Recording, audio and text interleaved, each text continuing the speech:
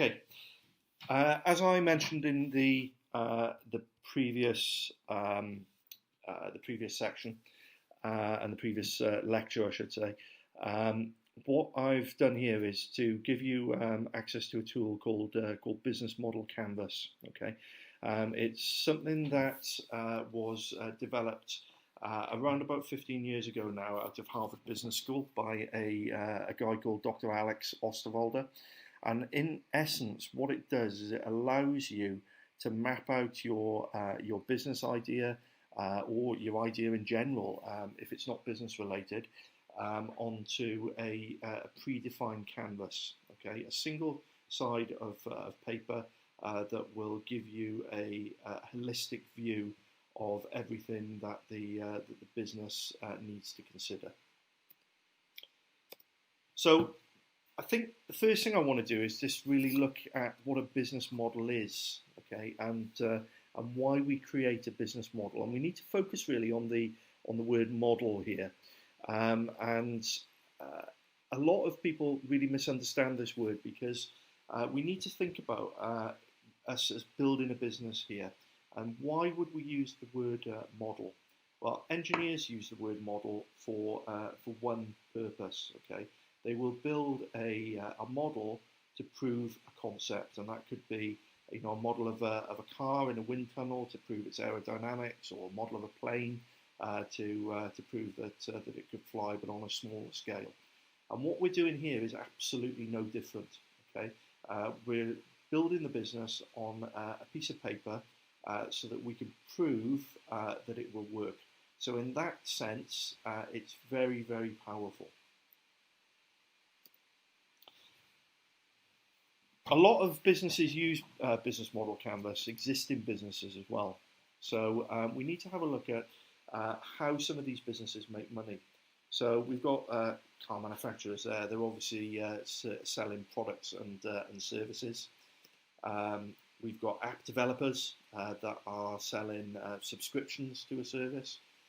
We've got companies like Facebook who really make their money through advertisement revenue. We've got other businesses such as Kickstarter, okay, so they make money from the commission from people investing into new business ideas. And we've got companies like Skype, Microsoft, obviously, as they are now, who offer what we call a freemium service.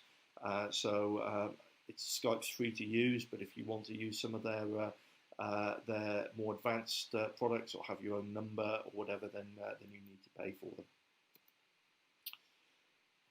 Using the business model allows you to visualize the business and how the parts of that business interact.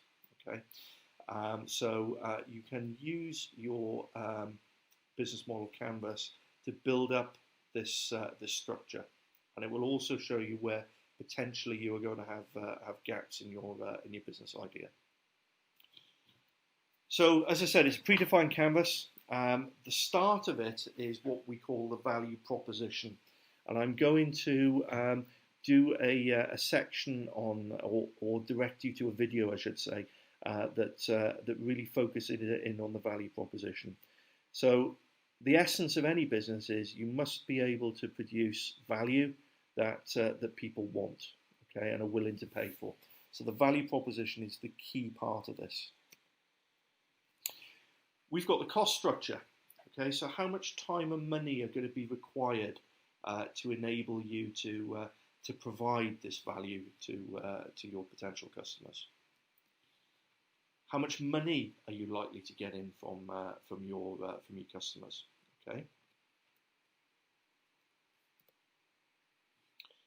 Who are your key partners? Okay, so are these going to be people that are going to be people that are going to help you to develop, drive, and operate your business moving forward? The key activities, so what your business is going to spend most of that time doing, okay?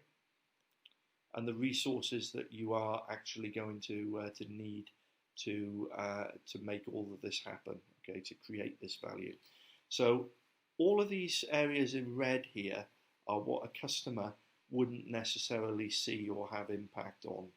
So these are the cogs in the machine that are making things happen, and you can think of it as a circle. Okay, so to create our value proposition, we're going to have resources available.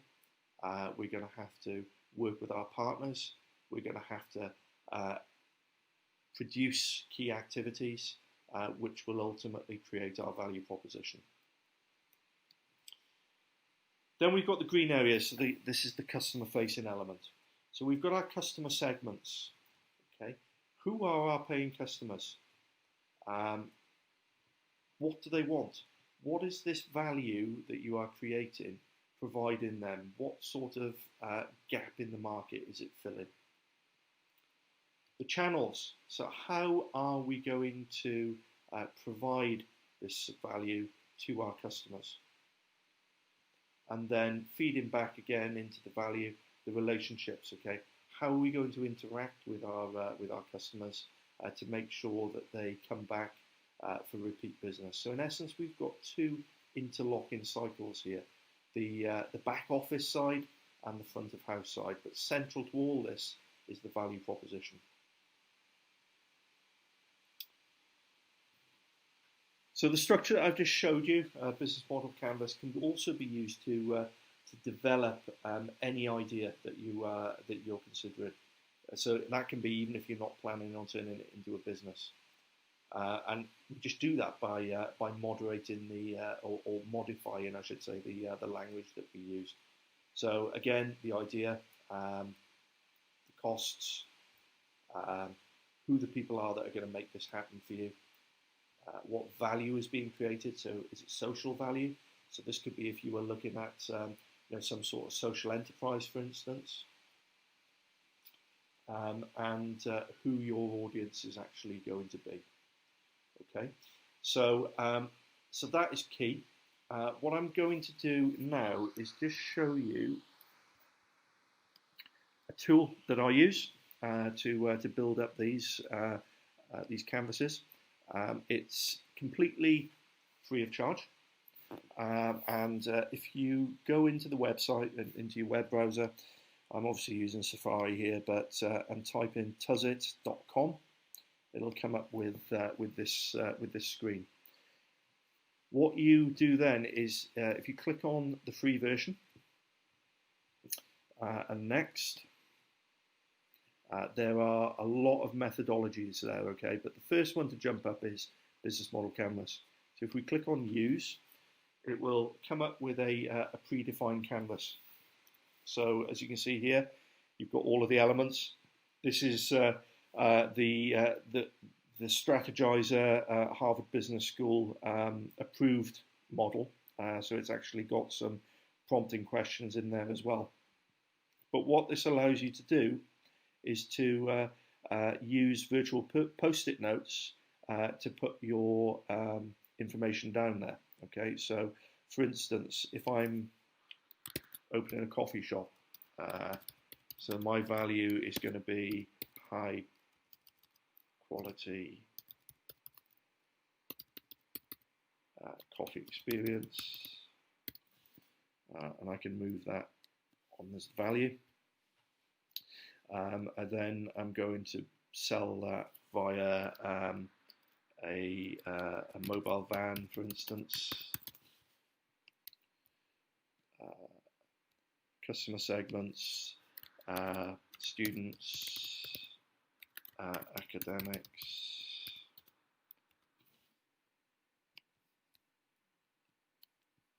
And to keep them coming back, I'm going to use loyalty scheme,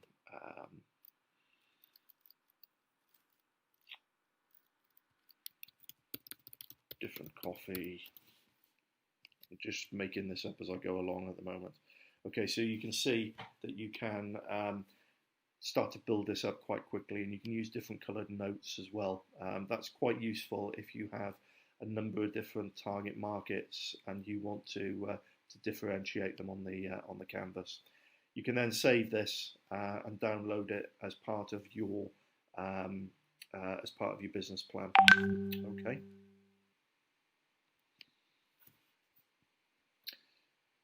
So that's tusit.com. And as I said, it's completely free to use and is really good for helping you to highlight your business idea.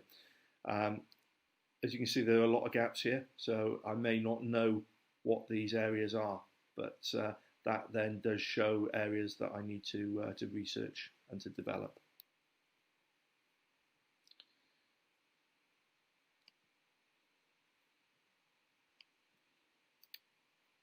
Okay, so I'm now going to just show you a quick video on business model canvas. Just to reiterate what I've spoken about there, and then I'm going to talk about, or get a video to talk about, the value proposition canvas, okay, which is a bit of a plug-in, and it helps you to focus really on those two main areas that we spoke about, the value proposition and the customer segments. But let's just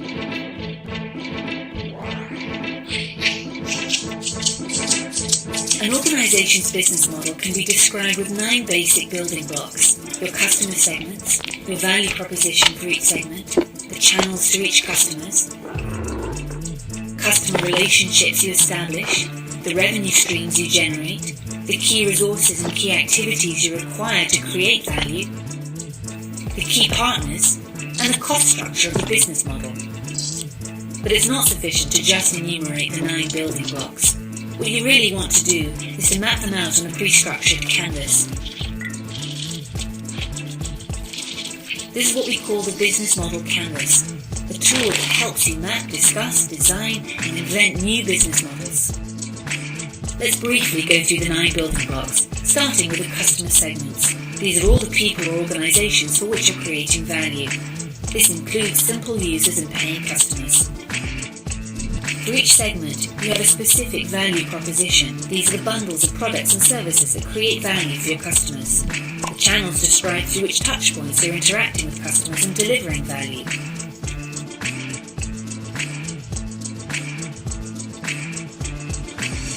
The customer relationships outline the type of relationship you're establishing with your customers. The revenue streams make clear how and through which pricing mechanisms your business model is capturing value. Then you need to describe the infrastructure to create, deliver, and capture value. The key resources show which assets are indispensable in your business model. The key activities show which things you really need to be able to perform well. The key partners show who can help you leverage your business model, since you won't own all key resources yourself, nor will you perform all key activities. Then once you understand your business model's infrastructure, you'll also have an idea of its cost structure. So with the business model canvas, you can map out your entire business model in one image. This works for startup entrepreneurs just as well as for the most senior executives.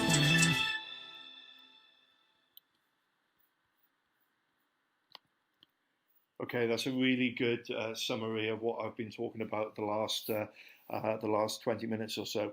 I'm just going to show you one more video which focuses on the value proposition element. Okay, you can download a value proposition canvas as well, which is really useful. But this is particularly useful where it's particularly useful for you to validate to yourself that you are creating value for a customer and that there is a market fit for the products or services that you are creating. Look at the value proposition canvas, a tool that will help you design, test, build, and manage great customer value propositions. It's like a plug-in to the business model canvas. The tool is based on 2 elements of your business model: the customer segment who you intend to create value for, and the value proposition which you believe will attract customers. With the value proposition canvas, you can map out both in more granularity and show the fit between what you offer and what customers want. The customer segment profile describes the characteristics of your customers in more detail. The profile is composed of the jobs your customers are trying to get done in their work and in their lives, the related pains outlining the negative aspects they hate or would like to avoid, And third, the gains describing the positive outcomes and benefits which your customers would love to have. Now let's look at the profile in more detail. Jobs describe an important issue your customers are trying to solve in their work or in their lives. It could be the tasks they're trying to perform and complete, the problems they are trying to solve, or the needs they are trying to satisfy. And then jobs can have a functional, social, or emotional intent. Now, some jobs will be crucial to their customers, others will be trivial. Then the second aspect here are the pains describing anything that annoys your customers before, during, and after getting a job done. This could be undesired costs and situations, negative emotions, or risks. And again, some customer pains will be severe, others light. And the third aspect of the profile are the gains describing the outcomes and benefits your customers require, expect, desire, or would be surprised by. This includes things like functional utility, social gains, positive emotions, and cost savings. And again, some outcomes and benefits will be more relevant to customers than others. These three elements of the profile describe the customer characteristics that you can observe in the market. Now let's look at the value proposition map, describing the features of your value proposition which you are designing to address your customers' most important jobs, pains, and gains. The map is composed of the products and services your value proposition is built around, the pain relievers outlining how your products and services alleviate customer pains, and third, the gain creators describing the positive outcomes and benefits your products and services create for your customers. Now let's look at the map in more detail. First, the products and services simply outline the bundle of products and services that you're offering customers to help them get a functional, social, or emotional job done and to address their pains and gains. Now, the second aspect here, the pain relievers, make explicit how your products and services will alleviate specific customer pains before, while, and after the customer is trying to get a job done. They show which of all the customer pains your value proposition is addressing by eliminating or reducing them. And the next aspect here are the gain creators. They make explicit how your products and services create customer gains. They show which of all the customer gains your value proposition is addressing by creating benefits and outcomes. Now you have achieved a so-called problem-solution fit when the features of your value proposition perfectly match the characteristics of your customer segment profile. When the market validates this match and your value proposition gets traction with real customers, you have achieved a so-called product market fit. But don't forget, successful businesses have more than just a great value proposition. They have a great business model that makes a customer value proposition possible. Now, do you have what it takes to design great business models and value propositions with pain relievers and gain creators that match real customer jobs, pains, and gains? Class dismissed.